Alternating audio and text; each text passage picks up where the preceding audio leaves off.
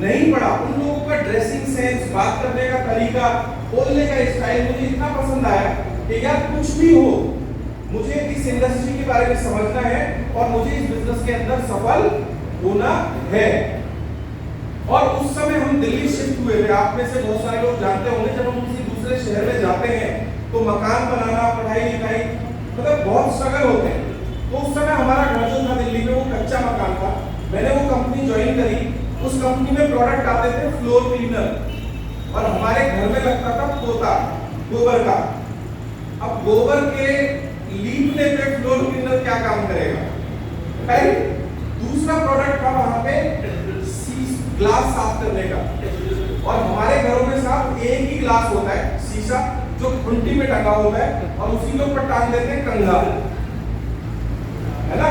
तो मेरी माँ बोली कि तू 650 रुपए की बोतल ये शीशा साफ करने के लिए लेके आया, तेरी बुद्धि तो खराब नहीं हो गई। अगला प्रोडक्ट सुनो, मुझे उस कंपनी में क्या मिला? मुझे मिला कार वॉश, और हमारे घर में थी एटलस, जिसपे बैठ के पिताजी स्कूल जाया करते थे, मैं कैरियर पे बैठ के उनके पीछे जाया करता था। अब मेरी माँ बोली कि 700 रुपए की बोतल से कोई साइकिल धोएगा? मैंने बोला कि ना तो मुझे फ्लोर क्लीनर से कोई मतलब, ना मुझे कार वॉश से कोई मतलब। मैंने ये कंपनी ज्वाइन करी है सपने पूरे करने के लिए। ऐसी बात करता है ना, आपको बड़ी बड़ी बात करता है। तो मेरी मम्मी ने अपने सर में हाथ रख के मारा, मतलब तू है ही बेवकूफ, तो कोई भी बेवकूफ बना देता है। ऐसे हम पहली बार एमएलएम कंपनी में बेवकूफ बने, और मैं आशा और उम्मीद करता हूँ कुछ लोग बैठे होंगे तो बने होंगे जरूर बेवकूफ। ठीक। अब मैंने काम करना शुरू किया, मैंने लोगों के पास जाकर के प्लान दिखाना शुरू किया। मैं ऐसा ही था, बिल्कुल अलवाया ऐसा होता ना, लौकी नई नई सी जो निकलती है, बिना पक्की लौकी, दाढ़ी मूंछ भी ढंग से नहीं आए थे। अब मैं जहां भी जाऊं प्लान दिखाने के लिए, कोई बोले ऐसे भी कोई पैसे आते, हमारे बाल सफेद हो गए, नहीं तो नहीं सुना आज तक ऐसे पैसे आते हैं। अरे मैंने कहा कंपनी इंडिया में अभी लॉन्च हुई है, तुम कहां से सुन लोगे? तो कुछ लोग बोलते थे हमने दुनिया देखी है। क्या देखी है? दुनिया देखी है। हमने कहा पासपोर्ट दिखा दो अपना। तुमने दुनिया देखी है तो पासपोर्ट दिखा दो। और वो चुप हो जाते थे। उनका भाई साहब हिंदुस्तान में ही ऐसे लोग रहते हैं बिना पासपोर्ट के पूरी दुनिया देख के आ जाते हैं।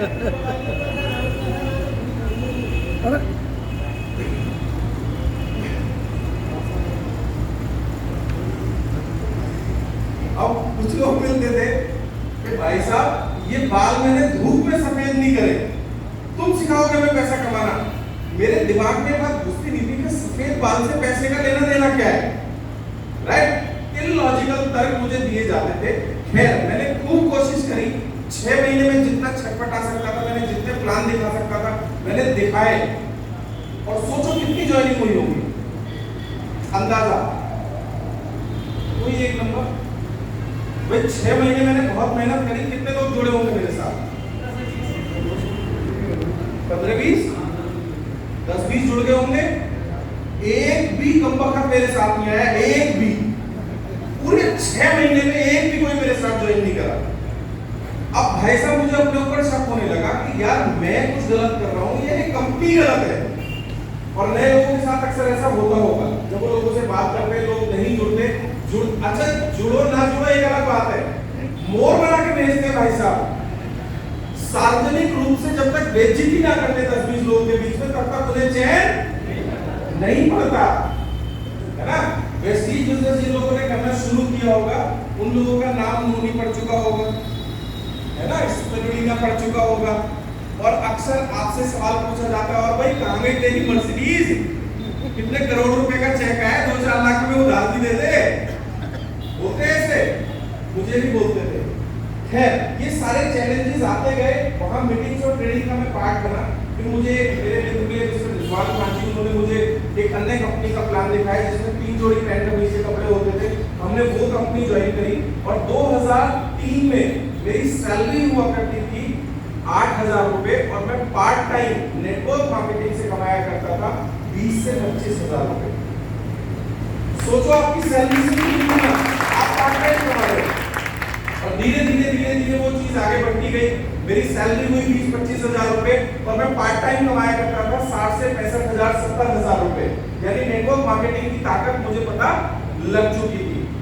मैंने और तेजी से काम करना शुरू किया। अनफॉर्चुनेटली वो कंपनी सन 2012 में बंद हो गई, राइट। अब 2012 में बंद हो गई, इस समय मैं फुल टाइम काम करता था, मैंने जॉब को रिजाइन कर दिया था। 2012 में हमें मौका लगा वेस्टीज को देखने का, राइट। हम 5 लोग उसी पुरानी कंपनी में थे।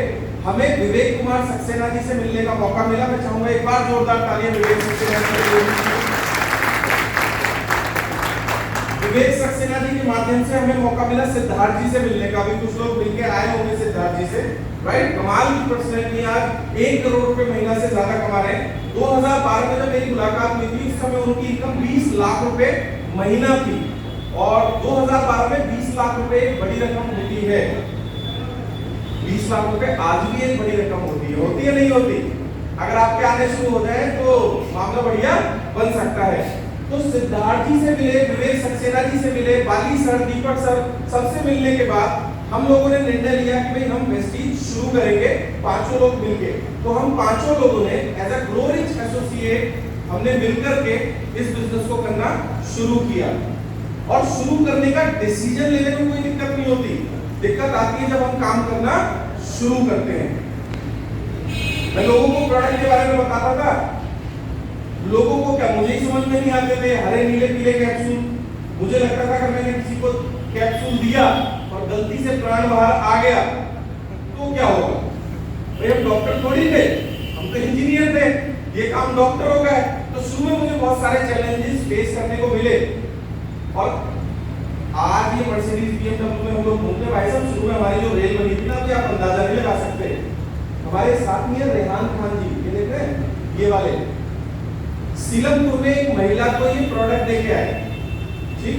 उनकी जो आयु थी वो लगभग 80 वर्ष की थी और शुगर रहता था उनको। तो रेहान भाई नीम, नोनी, एलोवेरा और 1-2 प्रोडक्ट और पे वो देके आए। अब अगले दिन फोन आया उनके लड़के का, रेहान खान कहाँ है? अब पहले हमारे फोन वो वाले होते थे जो गिर जाते हैं ना, तो बैटरी अलग फोन अलग। मुझे आज तक समझ में नहीं आया फोन टूटते क्यों नहीं है, बस बैटरी इधर जाती थी और फोन इधर जाता था। तो इतनी तेज बोले, रेहान भाई का फोन मैंने उठाया, रेहान खान कहाँ है? मैंने कहा क्या हुआ भाई साहब? फोन उठा के फिर जोड़ा कॉल बैक किया, बोले रेहान खान मेरी माता जी को कुछ कैप्सूल देके गया था, उनका इंतकाल हो गया रात में। और कहा हो तुम सब का किया? तुम नया आदमी तो तुम आओ मेरे घर, नहीं तो मैं FIR कर रहा हूँ। अब सोचो हमने नई कंपनी चालू करी थी वेस्टीज, और तुम्हारे पास ऐसा फोन आया तो तुम्हारी क्या हालत होगी? हमारा तो भाई साहब ये दिल ऐसा लग रहा था निकल के बाहर कूद के आ जाएगा, डर डर डर डर, हमें तो कुछ पता ही नहीं। अब अपलाइन को फोन कर, अपलाइन बोले इनसे ऐसा कुछ नहीं होता, आप टेंशन मत लो, आप जाओ उनके घर। अब हम डरते डरते उनके घर पहुंचे और घर में घुसते ही माहौल ऐसा था, वो अब कुछ बोल भी नहीं सकते। और उनका बेटा वो चिल्लाए, वो चीखे चिल्लाए, मैं देख लूंगा तुम्हें। तो अंदर से आवाज आती है कि इन लोगों के ऊपर क्यों चिल्ला रहे हो? इनके वाले तो डब्बी भी नहीं खोली थी माता जी ने।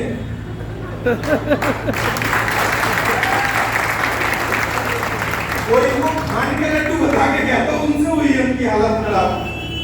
मैंने कहा भाई साहब ऊपर वाले रहे। और सुनोगे, हम पार्क में प्लान दिखाते थे। पार्क होते ना, दिल्ली में पार्क होते हैं, तो हम लोग पैसे वैसे होते नहीं थे हमारे पास के रेस्टोरेंट में दिखा सकें, तो हम लोगों को पार्क में बुलाते रहते थे, प्लान दिखाते रहते थे। तो एक अम्मा प्रेस करती थी पार्क के किनारे खड़ी होकर। तो जब 4-5 दिन उन्होंने हमारा लेक्चर सुन लिया, तो एक दिन बोली बेटा मेरे भी घुटने में दर्द है, कोई कैप्सूल हमें भी दे दो। कैल्शियम और ग्लूकोजामाइन दे दिया। अब 2 दिन के बाद हम फिर दोबारा पहुंचे तो अम्मा बोली कि भैया तुम्हारी डिब्बी में जो पुड़िया निकलती है जिसमें छोटे छोटे दाने होते हैं, वो तो फाड़ के मैंने फंकी मार ली। अब ये गोली कैसे कैसे खानी है ये और बता दो। मैंने कहा भाई साहब सुई गंजे खा गई अम्मा। ऐसे ऐसे कितने कांड हुए हमारे साथ। DC राजपूत जी के साथ भी हुआ, तो वो गांव में प्लान दिखाने गए, मरीजों की लाइन लग गई। मतलब शुरुआत में हमें हमसे जैसा हुआ हमने करने की कोशिश करी। अच्छा, शुरुआत में जब भी कोई नया आदमी बिजनेस को ज्वाइन करता है तो उसका टारगेट क्या होता है कि भाई 4500, अब तो 5500 पीवी है, पहले होता था 10,000 पीवी करके डायरेक्टर बनो। तो कैसे भी माल बिकना चाहिए, कैप्सूल बिकने चाहिए। कोई हमसे पूछता था कि सर ऐसे ऐसे एक आदमी को प्रॉब्लम है, क्या क्या दूं? हम कहते हैं लोनी भी देते, गैरोडर्मा भी देते, फुट पैच भी देते, सब देते, जितनी चीज दे सकता है। तो खैर गिरते पड़ते प्लान दिखाते हमने अपना ब्राउन डायरेक्टर लेवल क्वालिफाई किया। हमारी कोशिश ये होती थी कि हमारा माल बिक जाए। हम प्रोस्पेक्टिंग कैसे करते थे? जान पहचान के लोगों को फोन करके कहते थे, और भाई मनोज ठीक है, हाँ तेरे घर में कोई बीमार है? बोले मतलब? बोले किसी को शुगर है, थायराइड है, बीपी है, घुटने में दर्द है, कुछ नहीं। बोले तू क्या कर रहा है आजकल? क्योंकि 10,000 बीपी का टारगेट पूरा करना था। मतलब कुल मिला के मैं बताना चाहता हूँ कि हमने जितने गलत गलत तरीके थे सब फॉलो करें, और उसका नतीजा ये था कि हमें शुरुआत में बड़ी सफलता हासिल नहीं हुई। प्रोडक्ट हमारे बिजनेस का एक पार्ट है, बट हम इस बिजनेस में प्रोडक्ट बेचने नहीं आए, राइट? क्योंकि जितने लोग इस बिजनेस में शुरू में प्रोडक्ट बेचने के ऊपर फोकस कर देते हैं, उनको बड़ी सफलता इस बिजनेस के अंदर नहीं मिलती। ये शुरुआती समय की बात थी। उसके बाद थोड़ा सा कुछ समय के बाद सिद्धार्थ जी ने आईटीओ पे सक्सेस सेमिनार और ट्रेनिंग रखनी शुरू करी, क्योंकि जब तक ट्रेनिंग नहीं होती तब तक इस बिजनेस के अंदर ग्रोथ नहीं होती। और ट्रेनिंग के साथ में उन्होंने एसबीसी प्रोग्राम शुरू किया, जो शिमला में उन्होंने किया था, नैनीताल में उन्होंने करने शुरू करे। विवेक सक्सेना जी ने एसटीएम प्रोग्राम करना शुरू किया, और आई होप बहुत सारे लोग यहाँ बैठे भी हैं जिन्होंने वो प्रोग्राम अटेंड कर रखे हैं। तो जब हमने वो ट्रेनिंग पार्ट बनना शुरू किया, हमने ट्रेनिंग लेनी शुरू करी। आगे बढ़ा दो स्लाइड। जब हमने ट्रेनिंग लेनी शुरू करी तो हमारी ग्रोथ होनी शुरू हुई। एसबीसी ट्रेनिंग के अंदर ये जो 3 दिन की ट्रेनिंग होती है एसबीसी या जिम कॉर्बेट में, जो भी ट्रेनिंग में आप जाओगे, वहां हमें पता लगता है कि हमारा जो कॉन्शियस माइंड है ना, दिमाग, इसकी लिमिटेशंस है। हम जब तक यहां से सोचेंगे बड़ा नहीं कर सकते। जितने भी सफल व्यक्ति हैं और बड़े बड़े सक्सेसफुल लोग हैं, वो सबकॉन्शियस माइंड का इस्तेमाल करते हैं। कौन से माइंड का?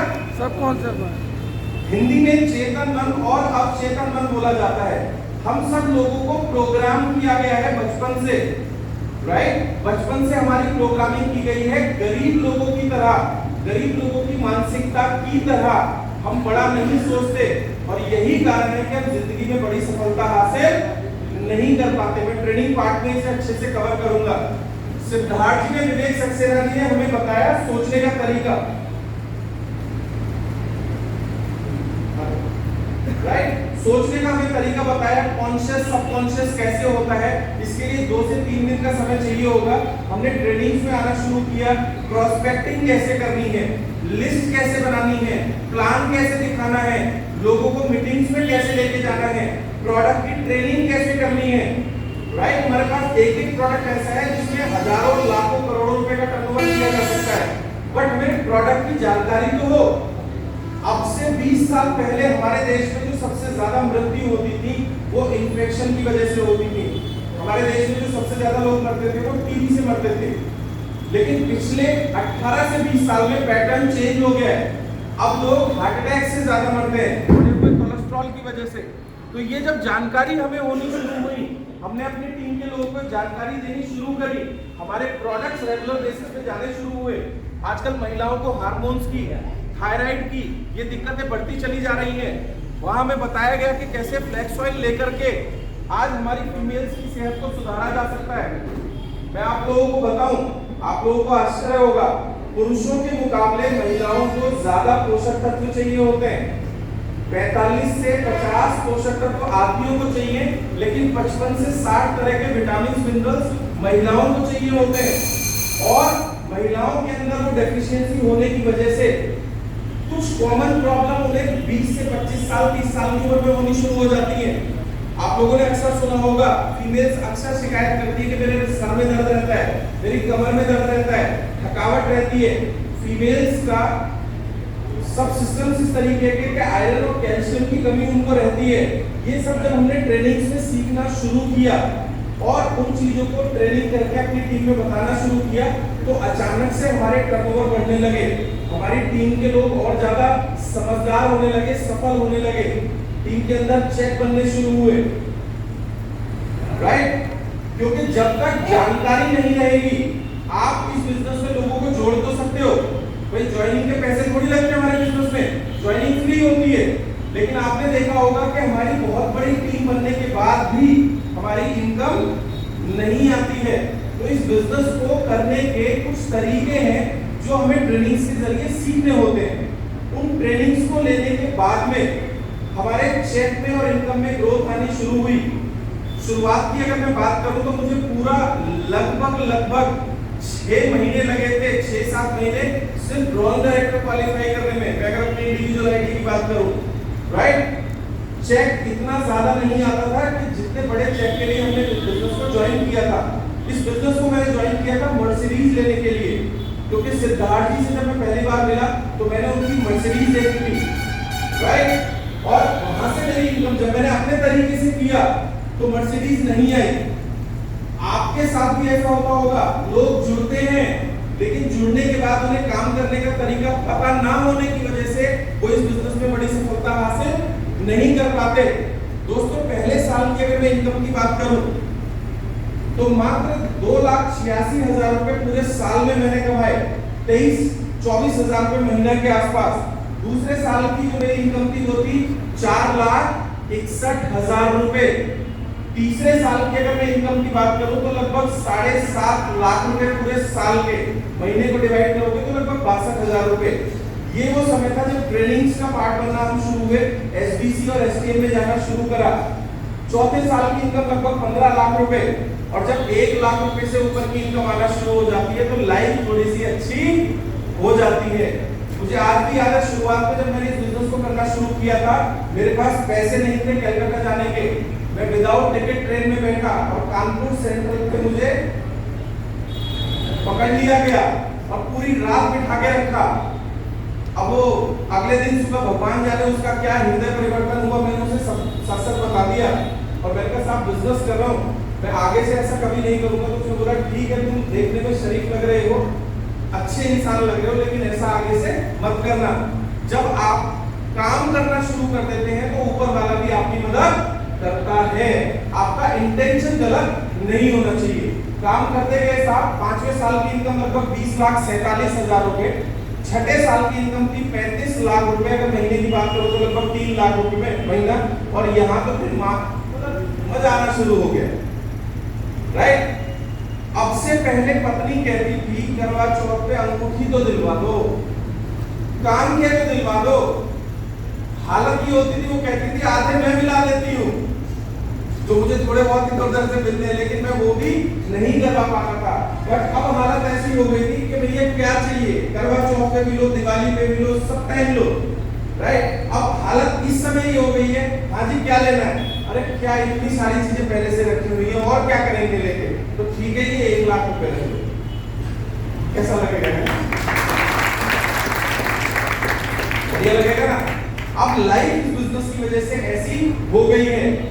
हमारी जिंदगी में एक शब्द, एक कॉमन मैन की जिंदगी में एक शब्द हमेशा आता है जिसका नाम है कॉम्प्रोमाइज। हिंदी में क्या बोलते हैं कॉम्प्रोमाइज को? समझौता। हम हर बार क्या करते हैं? समझौता। जो कपड़े हम पहनना चाहते हैं हम वो कपड़े कभी नहीं पहन पाते, जिस गाड़ी में हम चलना चाहते हैं हम कभी उस गाड़ी में नहीं चल पाते, जैसे घर में हम रहना चाहते हैं हम कभी वैसे घर में नहीं रहते। हर त्योहार पे, हर शादी में, हर फंक्शन में एक शब्द हमारे चारों तरफ चीख के चिल्ला के हमारे कानों में गूंज रहा होता है जिसे हम कहते हैं समझौता। और दोस्त, ये समझौते की हद तब पार हो जाती है जब एक बेटा अपने माँ बाप को अपने साथ रखने के लिए भी सक्षम नहीं रहता, और वो ये जानते हुए कि मेरे माँ बाप गांव में रहेंगे, वो सही ढंग से नहीं रह पाएंगे, वो उन्हें गांव में छोड़ देता है या कहीं और छोड़ देता है। वो बेटा बुरा नहीं है, कोई बेटा अपने माँ बाप को छोड़ना नहीं चाहता, लेकिन उसकी इनकम इतनी नहीं है कि वो कंफ्यूज हो जाता है कि पहले वो अपने बच्चों को पाले या अपने माँ बाप को पाले। कोई भाई अपने भाई का दुश्मन नहीं होता, हर भाई अपने भाई से प्यार करता है, लेकिन हमारे समाज में हमारी इनकम कम होने की वजह से, स्कैर्सिटी होने की वजह से, कमी होने की वजह से हम समझौता करने पे मजबूर हो जाते हैं, और हम अपने भाई जिसके साथ हम पढ़े लिखे बड़े हुए उसी के साथ चीटिंग करनी शुरू कर देते हैं। हमारा दिल बुरा होता है, हम करना नहीं चाहते लेकिन मजबूरी है साहब।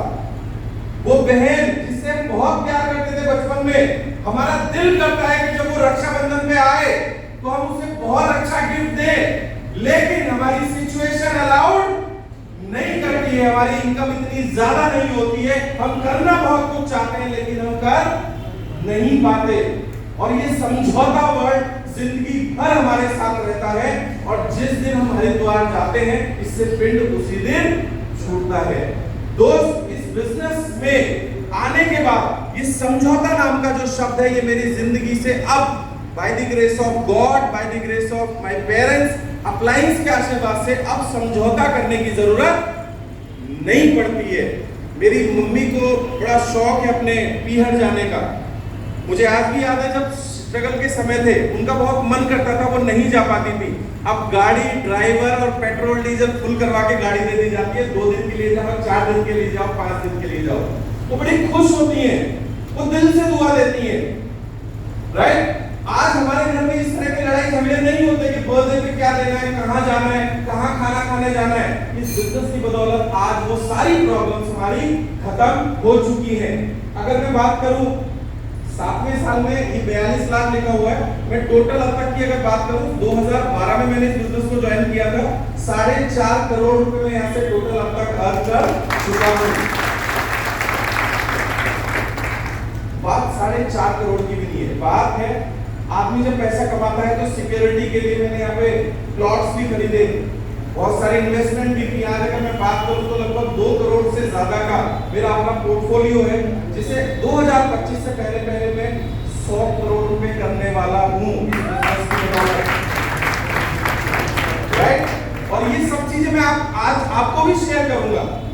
देखो, स्कूल एक ही होता है, उसी स्कूल से आईएएस भी निकलता है, उसी स्कूल से एक आम बच्चा भी निकलता है। शिक्षकों ने मेहनत बराबर की थी, लेकिन ऐसा क्या हुआ कि एक बच्चा आईएएस बना और एक बच्चा सफल नहीं हुआ? कहीं ना कहीं लगन में कमी रह गई थी, कहीं ना कहीं तरीके में कमी रह गई थी, और कहीं ना कहीं इच्छाओं में कमी रह गई थी। इसलिए एक बच्चा आम आदमी बना और एक बच्चा उसी स्कूल से पढ़ के डॉक्टर, आईएएस प्रोफेसर बना, राइट। तो ये बिजनेस सबके लिए कॉमन है, लेकिन हमसे क्या गलती हो जाती है कि हम इस बिजनेस में सफल नहीं हुए, वो मैं आज आप लोगों से बात करूंगा। इसके अलावा पैसा यहाँ आता है, बहुत सारी चीजें आती हैं, लेकिन इस बिजनेस की जो सबसे बेहतरीन चीज है वो है इसकी विदेश यात्राएं, राइट। जब आप विदेश घूमने जाते हो इस बिजनेस के जरिए, देखो आम आदमी की हद कहां तक होती है, बरेली, आगरा, एटा, ऐसा ही होता है ना। लेकिन ये बिजनेस हमें और बड़ा सोचने का मौका देता है। जब मेरा पहली बार टूर क्वालिफाई हुआ, मेरा पहला ट्रिप था थाईलैंड का, और साहब ऐसी बढ़िया बातें हमारे साथ हुई है, मैं आपको शेयर कर रहा हूँ, आप ये गलती मत करना, ठीक है। हम जब पहली बार हवाई जहाज में बैठे तो इंटरनेशनल फ्लाइट की बात ही कुछ और होती है। वो खूबसूरत सी एयर होस्टेस आपके पास आके पूछती है आप क्या लेना पसंद करेंगे, चाय, कॉफी, समथिंग एल्स। अब मेरे बराबर में एक बिहार से बैठे हुए थे भैया और गिरी जी, तो वो बोले यार हमें इंग्लिश नहीं आती, राजी तुम ट्रांसलेशन करके बताते रहने क्या बोल रही है।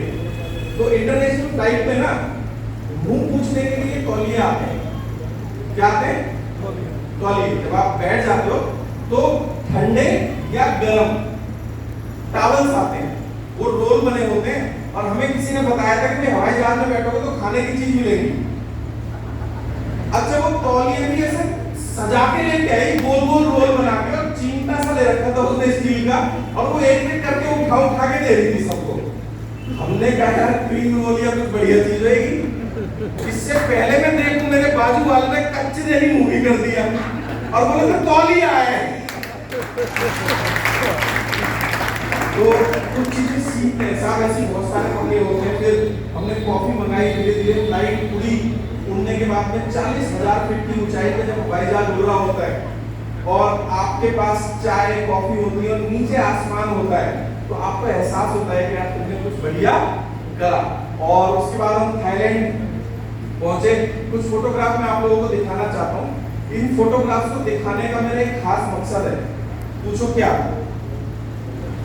पूछो ऐसे नहीं, क्या बताओ क्या? बोलो क्या बताओ क्या? एक्चुअली तुम्हारे शरीर में हरकत नहीं हो रही है, तेरे को मजा नहीं आ रहा। ऐसे पूछो क्या, बताओ बताओ जी सर, बताओ बताओ क्या। बताओ सर।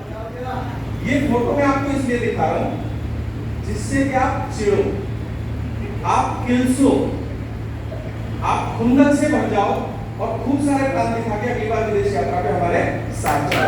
ठीक है, ये हम गए थे, आगे स्क्रॉल कर दो, ये चल नहीं रहा।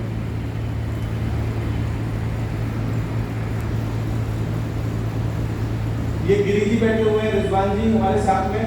ये 5 स्टार होटल्स में जो सबसे बेस्ट होटल्स होते हैं ना, वहां पे हमें रुकवाया जाता है।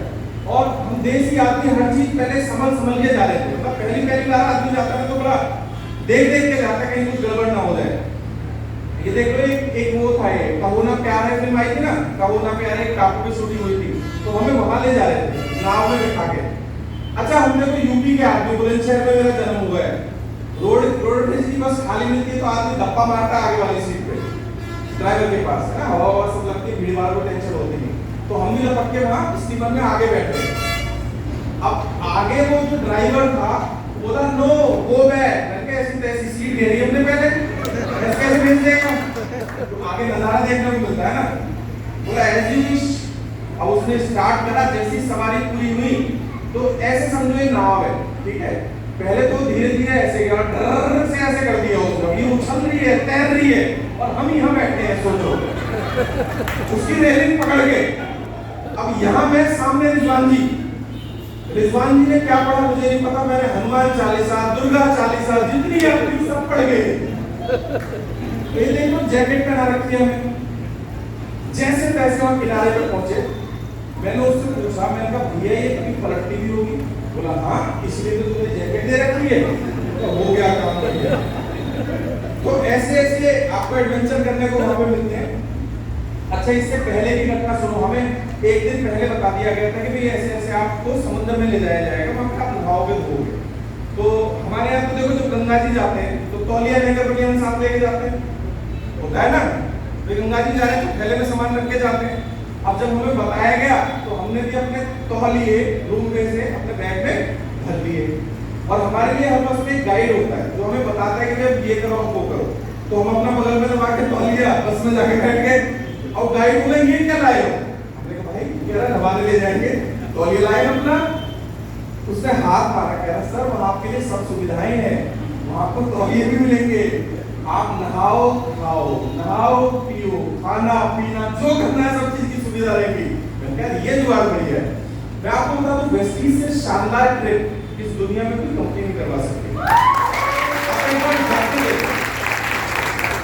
ये वहाँ पे मौज मस्ती, राजू गुप्ता जी, संजय यादव जी, सब लोग बहुत वहाँ मस्ती करते हैं, समंदर में नहाओ। ये बाली सर हमारे साथ सुबह को ब्रेकफास्ट करते हैं। अगला ट्रिप था मेरा बाली, इंडोनेशिया, राइट। यहाँ मैं अपने भाई को भी साथ में लेके गया, ये मेरा भाई है साथ में। हम लोगों ने यहाँ भी बहुत मौज करी। बाली बहुत प्यारा शहर है, यहाँ रामलीला आरती होती है। इंडोनेशिया बाली जाने के बाद ये कुछ फोटोग्राफ्स हैं, आप देख लो। मेरे गले में क्या है, क्या है? सांप। वो हमें एक टापू में ले गए और जैसे आपने मालाएं पहनाई थी ना, ये भैया सबके गले में सांप डाल रहा था। अब मैंने कहा इसे दूर रख भाई, मेरा तो अभी दूसरा ही विदेश यात्रा है यार, ये कहानी क्यों करवा रहा है? बोला इसमें जहर नहीं है। मैंने कहा भाई कोई गारंटी है? क्या पता खुंदक में सारे कुछ सबके गले में डाल रहा है, सबकी खुंदक ही वैसे निकाल ले। तो इसने बोला कि चलो ठीक है, अगर आपको डर लग रहा है तो इसने एक सेलो टेप इसके मुंह पे ऐसे चिपका दिया। ठीक। अच्छा, जब ये सेलो टेप मुंह पे लगा रहा था तो मैं सोच रहा था कि कहीं और सेलो टेप भी आ जाए, भगवान समझ गए, शादीशुदा लोग समझ गए होंगे। तो जब इसने गले में डाल दिया, मैंने कहा अब देते हैं, इसका मुंह बंद है, इसके हाथ पैर तो है नहीं, जो भी कर सकता है मुंह से ही तो कर सकता है। तो मैंने गले में भी डाला, बड़ा लिपि जैसा होता है। ये ज्वालामुखी था, ये देख रहे हैं, ये यहाँ पे ज्वालामुखी था। जब मुझे बताया गया कि देखो ये लाइव ज्वालामुखी है, इसमें से लावा भी निकल रहा था, तो मैंने कहा घर वाले ज्वालामुखी के साथ तो रोज रहते हैं, असलियत वाला आज देखने को मिला। इसके अलावा ये अच्छी मतलब नई नई चीजें देखने को मिलती हैं। अगला जो मेरा टूर था वो था दुबई आबू धाबी, ये फरारी वर्ल्ड है वहाँ पे, और ये दुबई और आबू धाबी में जितनी भी देखने की चीजें सब देखी। अच्छा इस बार मेरा ज्वालामुखी भी मेरे साथ ही गया था, राइट? और ये एकता मैम भी साथ में, एक बार जोरदार ताली इनके लिए कोई। आप लोग अगर जाना अच्छे से करोगे तो अगली बार इन्हें भी बुलाएंगे एकता मैडम को, राइट? और बहुत एंजॉय, बहुत ऐश करते हैं लोग। 6-7 दिन के लिए टूर जाता है, 5 स्टार होटल में घूमना होता है, बढ़िया बढ़िया होटलों में। जो सबसे बढ़िया होटल, आप सोचो आबू धाबी के जितने बड़े से बड़े होटल है वहां आपको खाना खिलाया जाता है। जिस होटल में हमें रुकवाया गया था ना साहब, इस होटल के चारों तरफ वाटर स्पोर्टिंग होती है, फार्मूला 1 का रेसिंग ट्रैक है। जब सीजन होता है तो 70-70 हजार रुपए का एक रूम जाता है इसमें। आप गूगल पे सर्च करना, ऐसे ऐसे होटल्स में हमें रुकवाया जाता है। इसके बाद अगला जो मेरा टूर था वो पटाया थाईलैंड था। यहाँ भी हम लोगों ने बहुत मस्ती करी है, कार्टून नेटवर्क था। ये फोटो मैं आपको क्यों दिखा रहा हूँ?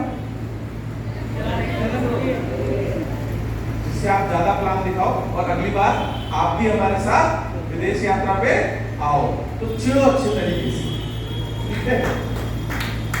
आप बजा लो जोरदार। इसके बाद मेरा जो अगला टूर था वो था जर्मनी, ऑस्ट्रिया, स्लोवाकिया, यानी एक यूरोपियन टूर था। और ये मेरा ड्रीम था, सपना था कि मैं यूरोप घूम के आऊं। और वहाँ यूरोप में भी हम लोगों ने बहुत एंजॉय करा। ये 7 स्टार प्रॉपर्टी है शेरेटन होटल, जहाँ पे हमें रुकवाया गया जर्मनी के अंदर। वहाँ इतना खूबसूरत है यूरोप, इतना खूबसूरत है, वहाँ मजा आ जाता है भाई साहब, जन्नत है एक तरीके से। ये जर्मनी में हम लोग थे, रात को 8 बजे दिन निकला हुआ था, हल्की हल्की ड्रिजलिंग यानी बारिश पड़ रही थी। हम वहाँ पे क्या होता है, रात को 8 साढ़े 8 बजे तक दिन निकला रहता है। फिर हम अंदर मॉल में गए, पानी की बोतल लेके अंधेरा हो गया, क्योंकि ज्योग्राफिकल वो ऐसी जगह है कि वहाँ एकदम से अंधेरा हो जाता है।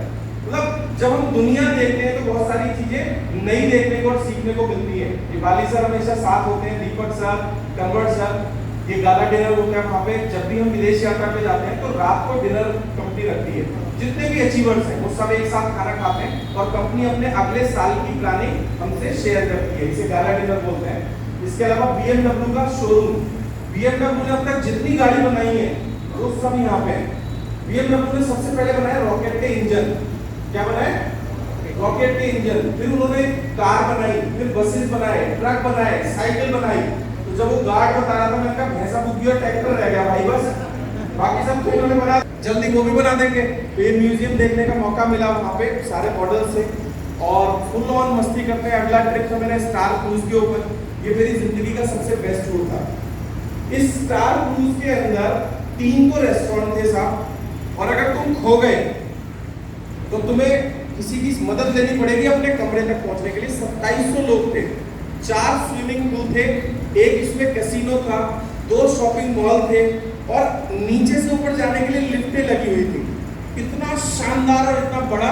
और रात को 1 बजे जब समंदर के बीच चारों तरफ सुनसान, कोई ना हो, इसके डेक पे वो पड़ी हुई थी टेबल्स, कुर्सियां, उस पे लेट जाओ, ऊपर ना, चारों तरफ सन्नाटा और ठंडी ठंडी हवा चल रही होती है, बिल्कुल शांति। मैं आपको बयान नहीं कर सकता वो क्या सीन होता है। वो तो जब आप चिढ़ोगे, प्लान दिखाओगे, ट्रैवल क्वालिफाई करोगे, हमारे साथ चलोगे तब अंदाजा लगाओगे। तैयार है? तैयार है? तैयार है? क्या बात है, अभी तो मामला गर्म हो रहा है धीरे धीरे। अभी तो जब तक मेरी मीटिंग में एक आध कुर्सी ना टूटे मजा ही नहीं आता। पैसे जमा कर देना साहब, ठीक है? कुर्सी तो टूटती है जो उसमें। ये साहब जगह जगह हमें वहाँ रुकवाकर कंपनी खाना खिलाती थी। ये देख रहे हो टावर ऊपर, वहां में खाना खिलाने ले गए। अच्छा लेके कहीं और से गए, लिफ्ट में घुसा दिया, हमें पता ही लगा इतने ऊपर पे। ये टिल्टेड है, यहाँ पे देखो स्लोप है, तो सब फोटो खिंचवा रहे थे लेट के, मैंने भी खिंचवा लिया। नीचे आके देखा भाई साहब, अगर थोड़ी सी भी गलती हो जाती तो हड्डी भी नहीं मिलती, कहाँ आके पड़ते। तो ऐसी ऐसी चीजें वेस्टीज में करवाते रहते हैं। ये ट्विन टावर्स। अगला टूर मेरा साउथ अफ्रीका, जंगल सफारी हमें वहाँ करने को मिला। अच्छा मैं अपने आप को ही लंबा मानता था, यहाँ मुझे मिला एक काले रंग का भैया जिसके सामने मैं छोटा सा लग रहा था। मैंने कहा तू आ, तेरे साथ फोटो खिंचवा रहे। ये महल के अंदर हमें रोका गया था, वहाँ के राजा का एक महल था जिसे इन्होंने 7 स्टार होटल में कन्वर्ट कर दिया है। ये पूरा एक राज्य था, वहाँ चारों तरफ जंगल, और जंगल के बीचों बीच ये महल था। वहाँ पे गाड़ियां जाना अलाउड नहीं था, इलेक्ट्रिक व्हीकल चलते थे। और मेरे ख्याल से कम भी नहीं तो 40-50 किलोमीटर के अंदर ही फैला हुआ था मॉल, राइट। महल था, फिर शॉपिंग मॉल बनाए हुए इन्होंने, कैसीनोज थे अलग अलग, जो गाड़ियों से हमें जाना पड़ता था। अलग ही मतलब अंदाजा नहीं लगा सकते। सफारी पे ले गए साहब हमें। अफ्रीका की सफारी मशहूर है पूरी दुनिया में, क्यों है पता लग गया अंदर जाके। हम थोड़े से अंदर गए, जिराफ का मुंह आ गया मेरे सामने, प्यार से पूछा कहां से आया रे। इतने जानवर और वो दोस्त फ्रेंडली हो चुके हैं। तो हमें वो मिला था सुबह को नाश्ता करने के लिए केले समोसे। मैंने कहा भाई तू ही खा ले इसे। शेर देखने की बात थी। अब जब अंदर जाते जाए तो जो गाइड था वो बता रहा था, अच्छा वो क्या खुली होती है गाड़ी, ऊपर से बंद नहीं होती, उसमें जाली होती है, मतलब ऐसी होती है कि कोई भी अंदर आ सकता है, दरवाजा भी खुला रहता है। तो गाइड हमें बता रहा था कि कोई जानवर अगर आ जाए तो हिलना मत। मैंने कहा तू जंगल सफारी कर रहा है, डर आ रहा है, वापस चल। कह रहा नहीं तो हम तो पूरा घूम के आएंगे, अभी शेर दिखा के लाएंगे। मैंने कहा भाई हमें नहीं देखने शेर। वहां आगे गए थे, हमने अपने कैमरे से फोटो खींचे हुए, इतने नजदीक हम जानवरों के गए। 20 शेर एक जगह थे जहां से वो निकाल के हमें लेके गए थे। और एक अलग अनुभव था, ये फिर गाला गिरा वहां पर जहां गांधी नेल्सन मंडेला जी को जेल में रखा गया था, हमें वो जगह देखने को मिली, राइट। आपको पता है साउथ अफ्रीका में इंडियंस को बहुत अच्छा मानते हैं, पता है क्यों? क्योंकि उन्होंने जब आजादी की लड़ाई शुरू करी और हमारी आजादी की लड़ाई लगभग सेम समय पे थी, है ना।